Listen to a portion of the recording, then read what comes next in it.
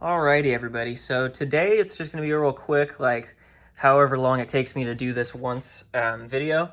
I'm going to show you the best way of getting these stupid valve retainer clips in there. I struggled with this for quite a while. I lost one of the clips. It rocketed somewhere into the garage, and the garage is a mess right now because I've been building an engine. But I'm going to show you the best way to do this. So what you're going to want to do is you're going to want to hold that down. So you're going to want to hold this down from the bottom, and then you're going to want to push it so that it sticks and it holds in at least a little bit, like that. And then what you're going to want to do is you're going to want to get a plastic bag. I don't know where my new one went. Whatever. You're going to want to get the plastic bag, and you're going to want to set it right on top of it, like that. And you're going to want to get a socket and set that in there. And then get the C-clamp right here.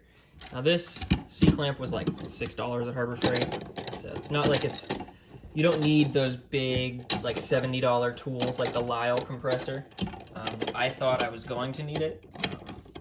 What I am going to need is another one of these damn clips because it fell. But what you're going to want to do is you got the C-clamp on, and you're just going to want to get shot in the face by a socket.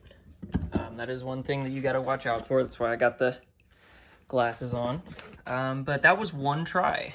And oh, Jesus Christ. And right there, you can see that it's all the way in, along with all of these.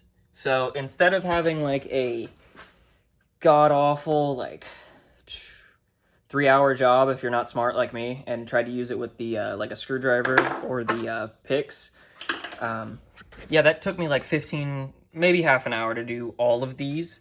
But that also included me losing one of them in the process and trying to find it for like 15 minutes. So yeah, that's it for this video. I just wanted to make a really quick one so that people can, if they're looking to try to do this on their Miata or their other cars that have this kind of style of retainer, because it's like molded. So it's not like this is just out like in some cars. Like I think Chevys have it like that. I don't know. I've seen a couple videos, but this is the easiest way that I've found, and it's the easiest way. And I'm surprised no one's talked about it. Like I've watched so many videos and they all have different ways of doing it, but this one is not listed. So yeah, hope this helps you guys. If it helps anybody else, let me know, give it a thumbs up. Stay subscribed if you want to see me put the motor back into the Miata and get this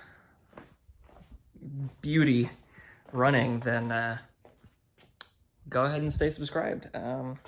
Anyways, I'll see you in the next one. Peace.